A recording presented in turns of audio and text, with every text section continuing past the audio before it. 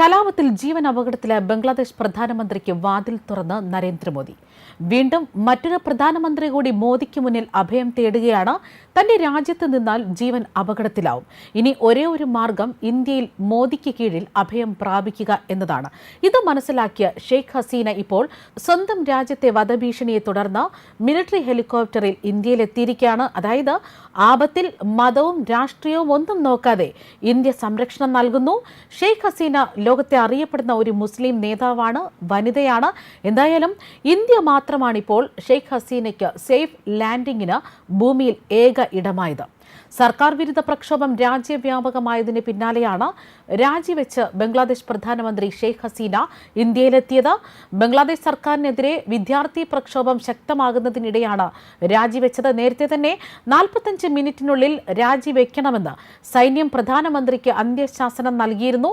ഞായറാഴ്ച പ്രതിഷേധം രൂക്ഷമായെങ്കിലും പ്രക്ഷോഭകാരികളെ ഭീകരവാദികളെന്ന് വിശേഷിപ്പിച്ച പ്രധാനമന്ത്രി ഷെയ്ഖ് ഹസീന അക്രമികളെ ശക്തമായി നേരിടുമെന്ന നിലപാടിലായിരുന്നു. എന്നാൽ സൈന്യം നേരിട്ട് നിലപാട് അറിയിച്ചതോടെയാണ് തീരുമാനം മാറ്റിയത്.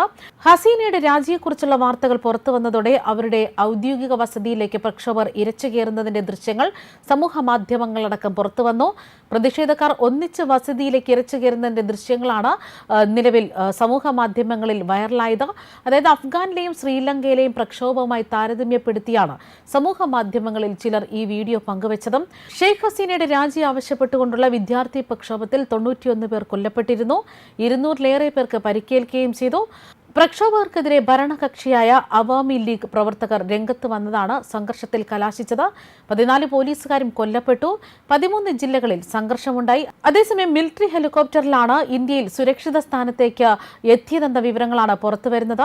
അതായത് ലണ്ടനിലേക്കാണ് യാത്ര പോയതെന്ന് പുറത്തുവരുമ്പോൾ യഥാർത്ഥത്തിൽ ഇന്ത്യയിലാണ് ഷെയ്ഖ് ഹസീന എത്തിയതെന്ന വിവരങ്ങളാണ് ഒടുവിൽ പുറത്തുവരുന്നത്. ഷെയ്ഖ് ഹസീന രാജിവെച്ചെന്നും സൈന്യം അധികാരം ഏറ്റെടുക്കാനാണ് സാധ്യതയെന്നുമാണ് ബംഗ്ലാദേശ് ആഭ്യന്തരമന്ത്രി വ്യക്തമാക്കിയത്.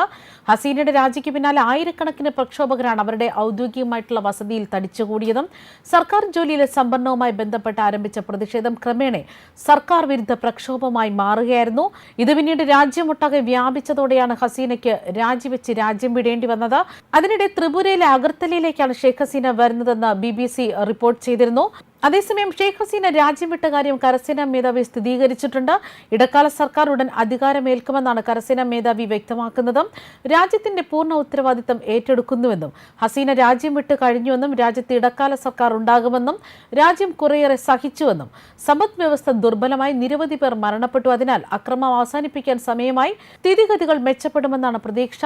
പ്രസിഡന്റുമായും പ്രതിപക്ഷവുമായും പൊതുസമൂഹത്തിന്റെ പ്രതിനിധികളുമായി ചർച്ച ചെയ്തായിരിക്കും ഇടക്കാല സർക്കാർ രൂപവൽക്കരിക്കുക കരസേന മേധാവി വ്യക്തമാക്കിയത്. എന്നാൽ ടെലിവിഷൻ ചാനലിലൂടെയാണ് കരസേന മേധാവി ഇക്കാര്യങ്ങൾ പറഞ്ഞതെന്നാണ് മാധ്യമങ്ങൾ റിപ്പോർട്ട് ചെയ്യുന്നത്. ബംഗ്ലാദേശ് പ്രധാനമന്ത്രി സ്ഥാനം രാജിവെച്ച ഷെയ്ഖ് ഹസീന സഹോദരിക്കൊപ്പം ഹെലികോപ്റ്ററിലാണ് രാജ്യം വിട്ടത്.